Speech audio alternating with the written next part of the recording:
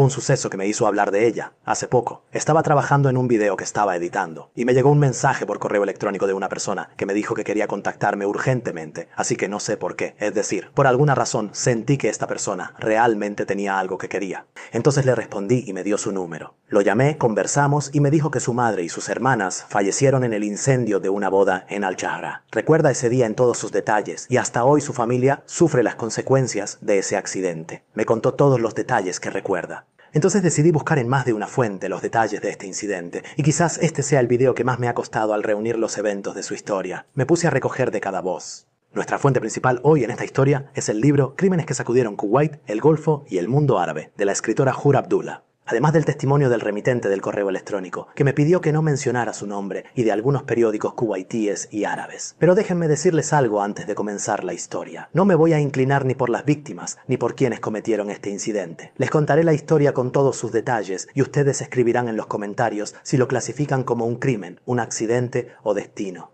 Quiero que ustedes me digan qué opinan esta vez. Van a ayudarme a analizar esta historia. ¿De acuerdo? Claro que sí, de acuerdo. Y ya que estamos de acuerdo, vengan conmigo ahora. Vamos a conocer los detalles de esta historia.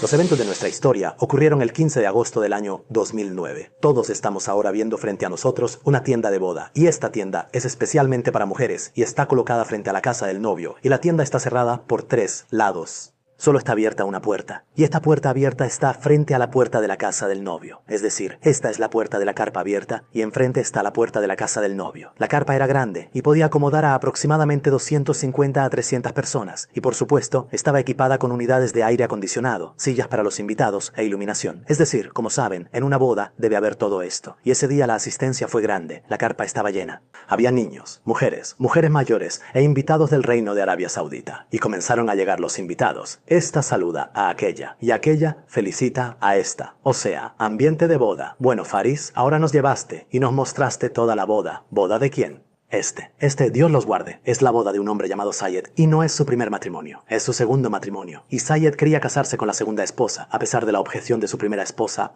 el matrimonio. Su primera esposa no estaba conforme. Su primera esposa, que se llama Nasra, no solo estaba en desacuerdo, siempre lo amenazaba diciendo: si te casas, te vas a arrepentir. Nasra, como les dije, es la primera esposa de Sayed y tiene 2 hijos con él. Había muchos problemas familiares entre ellos, y por lo general, estos problemas se resolvían con calma. Es decir, cualquier hombre y su esposa tienen problemas, y eso es algo natural, así que lo resuelven entre ellos. Esa era la situación entre Sayed y Nasra Sayed.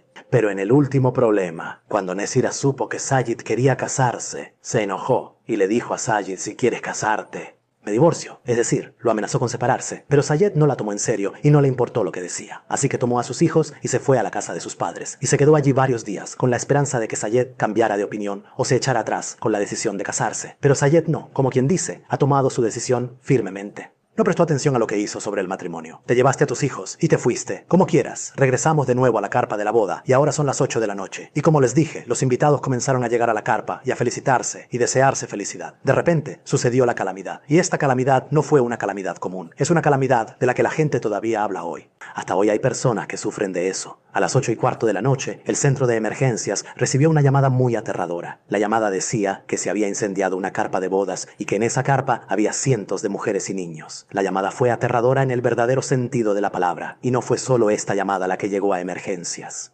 Había cientos de llamadas más de hombres y mujeres gritando y pidiendo ayuda. Así que rápidamente las ambulancias, emergencias y la policía se dirigieron al lugar del incidente, esperando que fuera un incendio normal. Pero descubrieron que estaban frente a un desastre que necesitaba más apoyo. Había un gran número de heridos y el fuego seguía aumentando dentro de la carpa y todos estaban afuera. Se escuchaban los gritos de las víctimas adentro y algunas de las víctimas que estaban adentro intentaban salir. Pero los pobres, con sus trajes de boda, al ver a un hombre afuera, volvían a meterse. Aquí, los hombres de seguridad rodearon la carpa y había mucha gente alrededor sin saber qué hacer. El fuego era muy grande. Los bomberos, la ambulancia y la policía estaban en alerta máxima. Los hombres que estaban alrededor de la carpa se ofrecieron como voluntarios para rescatar a quienes podían. Voy a grabarles el panorama y la escena, cómo era. Niños llorando, gritos de mujeres, hombres con ropas negras, y se nota que están muy cansados de las operaciones de rescate que estaban. Cada persona alrededor del lugar del incidente tenía una historia. Verán aquí a la derecha a alguien sentado entre los cuerpos carbonizados, gritando. Otra persona por ahí, verán que está confundida, no sabe qué hacer, buscando a su hermana o a su esposa y a su madre. Y algunos caminaban entre los cuerpos buscando a alguien. Se pueden imaginar lo trágica y aterradora que era la escena. Y había algunos niños parados frente a la puerta. Parecen desamparados sin saber a dónde ir. Todo lo que pueden hacer es llorar, gritar y llamar a su madre. Y el problema es que no saben dónde está su madre. ¿Está dentro de la tienda? ¿Es una de las víctimas del incendio? Pobrecitos. Saben, lo único que puedo decir es que Kuwait en su historia no ha pasado por un incidente como este. Y claro, las ambulancias estaban transportando los cuerpos y cada vez que levantaban un cuerpo aparecía otro debajo. Incluye el proceso de rescate. Esto no es por un incendio, lanzan un proceso de rescate de un proceso terrorista. O sea, la situación era así como si hubiera ocurrido una explosión y estaban levantando los cadáveres. Entonces, la escena y el espectáculo eran muy difíciles. Incluso, los paramédicos no estaban levantando a las mujeres solos. Había un hombre de la fuerza del shock. Estaban desmayándose. El que vio a su esposa en el suelo y el que vio el cuerpo de su madre, y el que tenía delante a su hija muerta, y vio a su hermana, su esposa y su madre juntas como cadáveres. No es de extrañar que se desmayaran, perdiéndose la conciencia. Y con el paso del tiempo, el número de víctimas aumentaba, y como les dije, estaban sacando cuerpos, y también sacaban heridos, que estaban gritando de el dolor. Y en una parte de la tienda, los bomberos fueron a proteger ese lugar, y vieron 3 cuerpos, que estaban uno sobre otro, como si el fuego los hubiera quemado a todos de una vez, y no tuvieron ninguna oportunidad de escapar. Y una de las escenas que rompe el corazón en este incendio, es el cuerpo de una mujer que estaba abrazando a su hijo. La pobre quería protegerlo del fuego, pero el fuego no los perdonó. En cuanto a los vecinos de la casa donde se celebraba la boda y que fue escenario del incendio, desempeñaron un papel heroico al llevar a los niños que podían a su hogar, la casa. Y cada vez que un hombre llegaba al lugar de la boda, iba a las casas de los vecinos a buscar a sus hijos. Entonces los vecinos dijeron, estos pobres no queremos que vean lo que está sucediendo. Los llevaron y los metieron en sus casas. Que Dios ayude a los hombres que llegaban y no encontraban a sus hijos entre los vecinos. Como les dije, la carpa estaba frente a la casa y tenía aproximadamente de 8 a 10 columnas. Todas cayeron por completo y la carpa se convirtió de blanca a negra. La carpa que acogía a 300 personas colapsó y quedó a ras del suelo, siendo la causa de la muerte de muchas víctimas, entre ellos niños. Las mujeres. La persona que me envió el correo electrónico y me llamó por teléfono me dice que el 15 de agosto de 2009 se reunieron su madre, sus 3 hermanas y todos sus familiares para ir a la boda y fueron a la casa de su tía que estaba en la calle frente a la calle donde era la boda. O sea, esta es la casa de su tía y este es el lugar de la boda, antes. Algunos prepararon a su madre y hermanas junto con sus parientes y fueron a la casa de su tía para ir juntos. La boda dice que cuando llegaron a la carpa, todos entraron excepto su hermana que tiene 18 años y la hija de su tío que tiene aproximadamente 16. Ellas no entraron en la carpa con su familia, fueron dentro de la casa de los padres del novio, porque como les dije, la puerta de la carpa de la boda está frente a la puerta de la casa, así que ellos entraron en la carpa y su hermana y la hija de su tío entraron a la casa, dice que entraron adentro, estaban arreglándose frente a los espejos al instante. Banderas. Y de repente escucharon un ruido fuerte como si fuera una explosión y ahí empezaron a escuchar el sonido de la gente gritando y gritos por todas partes. Entonces su hermana le dice, salimos para ver qué estaba pasando. Vimos fuego y la gente gritando, unas encima de otras, mujeres mayores caídas en el suelo y la gente por el miedo parece que les pegó su voz y había niños y mujeres que salieron con la ropa de la boda. Continúa diciendo que mi hermana vio a mi madre y a mi otra hermana que tiene 23 años saliendo de la tienda y esta hermana de 23 tiene un hijo de 3 años y una hija de meses recién. Su hijo. Dice que dejó a su hija en la casa de su tía, porque es pequeña y no puede llevarla a la boda, es una bebé. Y se llevó con ella al niño de 3 años. Le dice a su hermana de 18 años que vio a su otra hermana de 23 años con su hijo y su madre, para aclararles el asunto y que no se pierdan conmigo. Son 3 hermanas. Una tiene 18 años, a la que les dije que no entró a la tienda desde el principio y se metió en la casa, y luego salió después de que ocurrió el incendio. Y otra tiene 23 años, estaba con su madre, su hijo. Y hay una tercera de 8 años, y la niña que tiene 8 años se llama Baduri. La madre y la hija de 23 años estaban buscando a la niña llamada Budur, que tenía 8 años. Ella dice, vi a mi madre regresar otra vez a la tienda para buscar a mi hermana Bedur. Y mi hermana, la que tiene 23 años, dejó a su hijo con una mujer que estaba afuera y le dijo que iría a ver a mi madre, que fue a buscar a mi hermana dentro de la tienda. Entonces, esta hermana de 18 años intentó ir hacia ellos, intentó llegar a ellos con la multitud y lo que estaba sucediendo mientras veía a su madre y hermana dentro de la tienda, y la tienda estaba moviéndose. Admitió que cuando llegó cerca de la tienda, esta se derrumbó y cayó. Cayó sobre las cabezas de todos los que estaban allí. Y aquí las mujeres la sujetaron y le impidieron entrar. O sea, ahora la madre y la hermana, que tiene 23 años, y la otra hermana de 8 años, todos están dentro de la tienda. Y la tienda en llamas se ha derrumbado sobre ellos. Y lo peor es que nadie sabe si están vivos o no.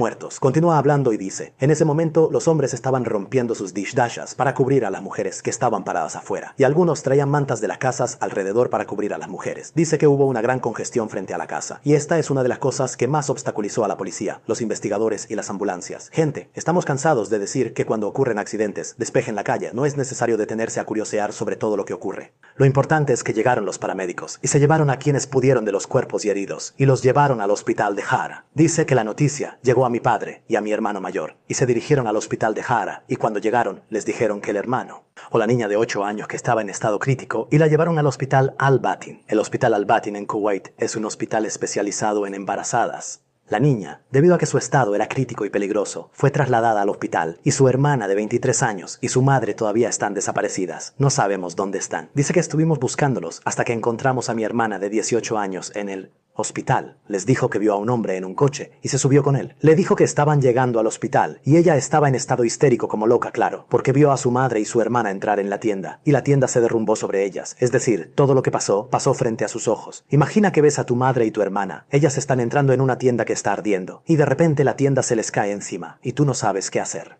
Dios la ayude. Aquí el hermano mayor o el hermano grande le preguntó, ¿dónde están mi madre y mi hermana? ¿Todavía están en la tienda o las encontraron en el hospital? Ella le dijo que no sabía y comenzaron a buscarlas. Y mientras las seguíamos buscando, nos llegó la noticia de la muerte de mi hermana, que tenía 18 años.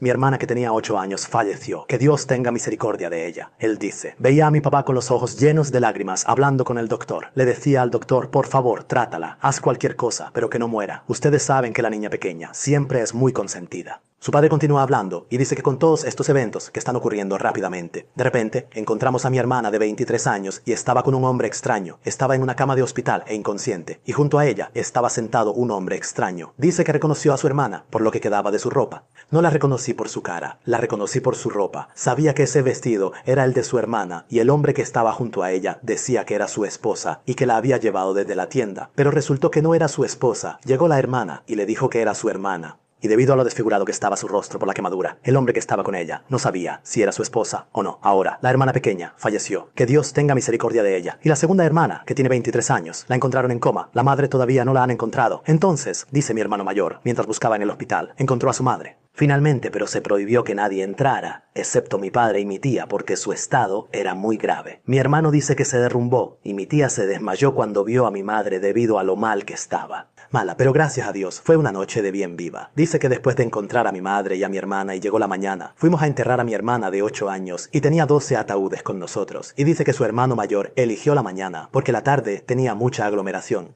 No se imaginan que estaban con 12 personas en la mañana y en la tarde había mucha gente. Se esperan el número de cadáveres del accidente, lo sabrán en un momento conmigo. Dice que después de una semana llegó una orden del rey Abdullah para trasladar a varios de los heridos al hospital de Riad en aviones de cierre. Médico y pidió médicos de Alemania, y entre los trasladados estaban mi madre y mi hermana, y fueron con ellos mi hermano mayor y el esposo de mi hermana. Y mi papá está con nosotros en Kuwait, y fueron recibidos por una delegación real, y les dieron a cada uno de ellos un coche especial y un apartamento y un número de teléfono para contactarse si necesitaban algo. Claro, no es extraño viniendo de la gente de Arabia Saudita, eso no es raro para ellos. Y continúa diciendo, como sabes, mi familia está allí en Riad recibiendo tratamiento. Mi mamá y mi hermana, y nosotros aquí en Kuwait, los estamos esperando. Esperamos cualquier llamada de ellos para asegurarnos de que están bien, y llamamos a mi hermano todos los días para preguntar por ellos. Y después de un mes en el hospital de Riad, al doctor sobre el hermano mayor lo tomó a un lado, abrió el expediente de la madre, sacó la foto del pasaporte de la madre y se la mostró a su hijo. Le dijo, mira cómo tu madre era bonita y cómo está ahora, pobrecita. Y creo que si vive con su aspecto actual va a sufrir toda su vida. Y le preguntó el médico y le dijo, ¿está bien para ti que tu madre continúe su vida con este aspecto? Y el hermano mayor le dijo, sí, está bien. Lo más importante es que mi madre no sufra. Que lo más importante es verla viva, no importa su apariencia, lo principal es que regrese nuestra madre, basta, ya. La doctora, por supuesto, estaba tratando de prepararle para la noticia, así que le dijo que, lamentablemente, su madre había fallecido, que entrara y la viera por última vez.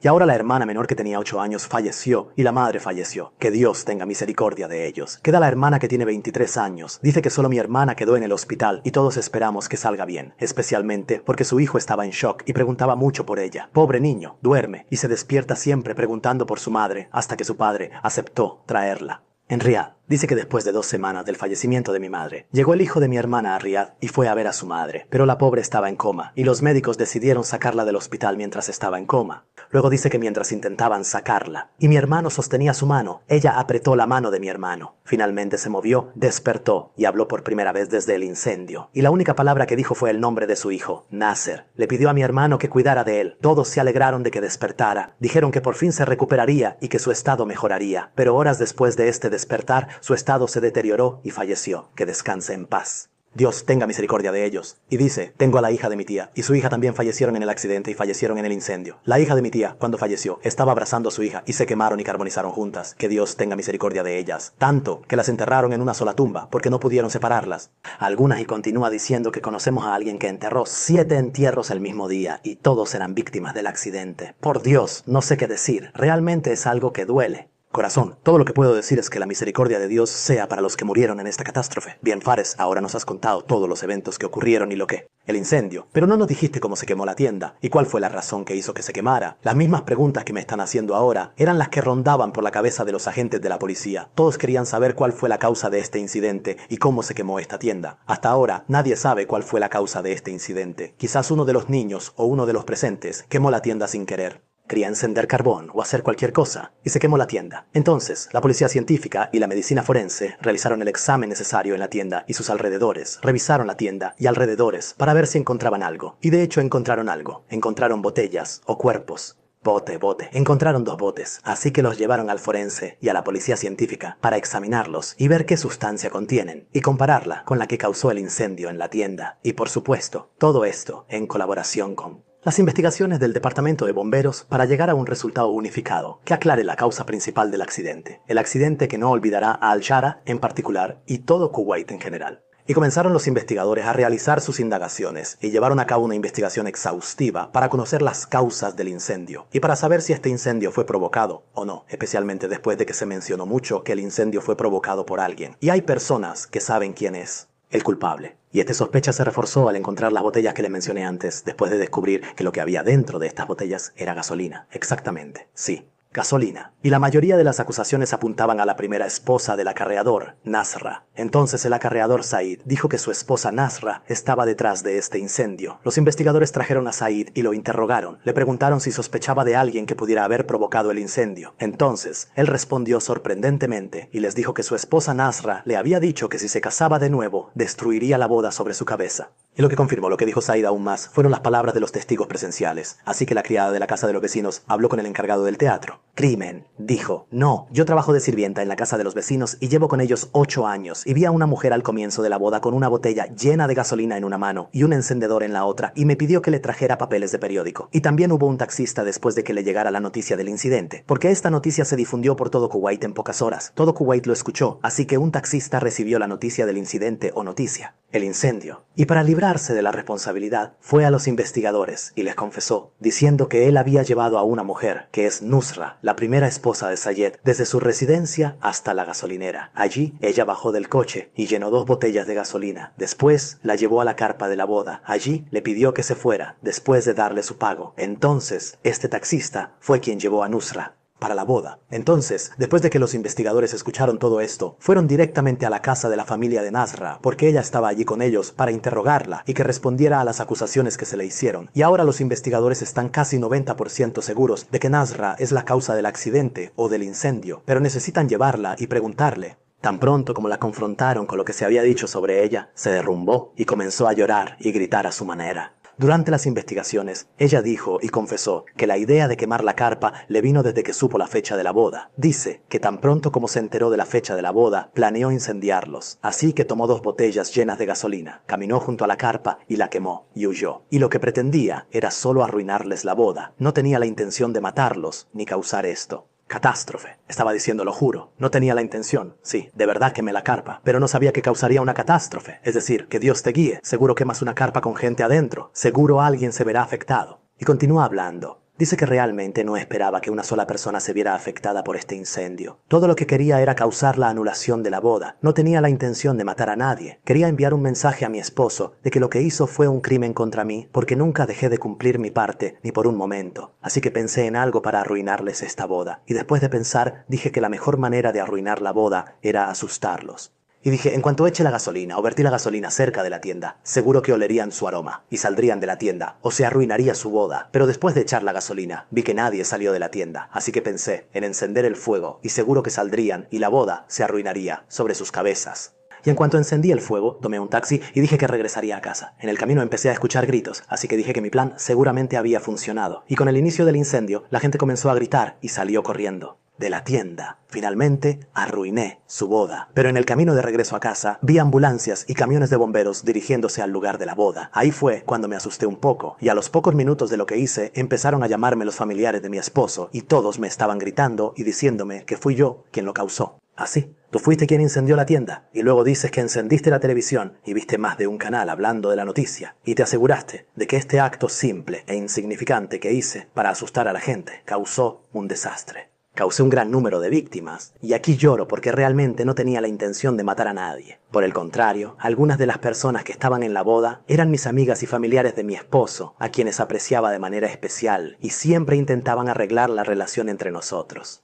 Entre mi esposo, pero mi esposo, Dios lo guíe. Él fue quien me hizo hacer todo esto. Mientras tanto, el esposo, Said, dice que realmente ella me amenazó y me dijo que iba a quemar la carpa y arruinar la boda, pero no esperaba que fuera en serio o que tuviera la intención. Pensé que era solo celos de mujeres y palabras que dijo en el momento y después lo olvidaría. Sin embargo, algunas personas que estaban en la boda dijeron que la madre del novio es mi madre. Said advirtió a todos en voz alta en la tienda y les dijo: la primera esposa de mi hijo dijo que iba a quemar la tienda, pero no le hagan caso, eso es tontería. Una de las parientes de Said dijo que la madre de Said insistió en hacer la boda en la tienda frente a la casa y no en el salón porque no confía en Nesra, la primera esposa de Said. En cuanto a la nueva novia, que es la segunda esposa de Said, dijo que todos estaban felices y todos disfrutábamos. No sabía que había problemas entre Said y su primera esposa. Primero, una de las personas cercanas a las víctimas dice que cuando vio los cuerpos de las mujeres y cómo estaban apilados como si fueran un montón de carne humana, me quedé congelado en mi lugar y no supe qué hacer. Y uno de los que trabajaban en las pruebas forenses dijo que vi cuerpos carbonizados, todos sin rasgos y restos humanos esparcidos por el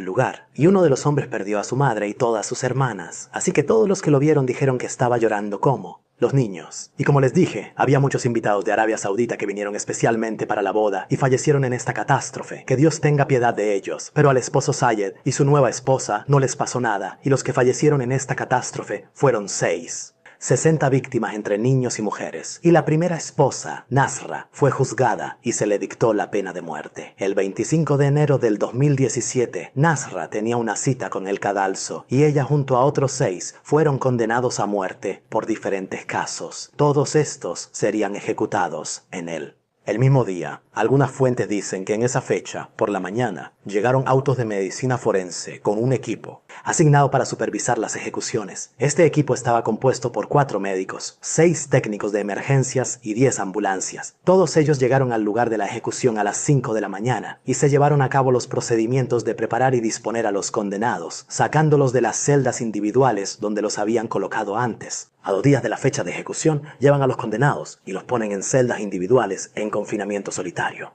De la ejecución, los sacaron del aislamiento y los llevaron al lugar de la ejecución. A las 8:15 de la mañana empezaron las ejecuciones. وكانت نسرة ثاني شخص ينعدم بذاك اليوم، وكانت منهارة وتتكلم بطريقة هستيرية، وكان أغلب كلامها سامحوني ما كان قصدي، الله يخليكم سامحوني. فقام مدير إدارة التنفيذ بتلاوة الحكم عليها، ولما سألوها عن طلبها الأخير رددت مرة ثانية كلمة سامحوني وما. No fue mi intención. Inmediatamente dieron la señal a los verdugos después de pronunciar el veredicto y la subieron al cadalso. Y allí le pusieron la soga al cuello, le cubrieron el rostro y dieron la señal y se ejecutó la sentencia contra Nasra. No estoy en posición de decir si es una criminal o si lo que pasó fue destino o un error suyo. No voy a dar mi opinión sobre este tema, pero lo que quiero decir es que tenemos que pensar 1.000.000 de veces antes de hacer algo. Un simple acto puede destruir la vida de familias enteras. Cuando haces algo como lo que hizo Nasra, quemar la tienda, incluso si su intención era que se quemara. Miedo de ellos, pero mató a 66 almas, y detrás de esas 66 almas hay familias grandes que se preocuparon, y muchas personas lloraron por ellos. Ojalá usemos el cerebro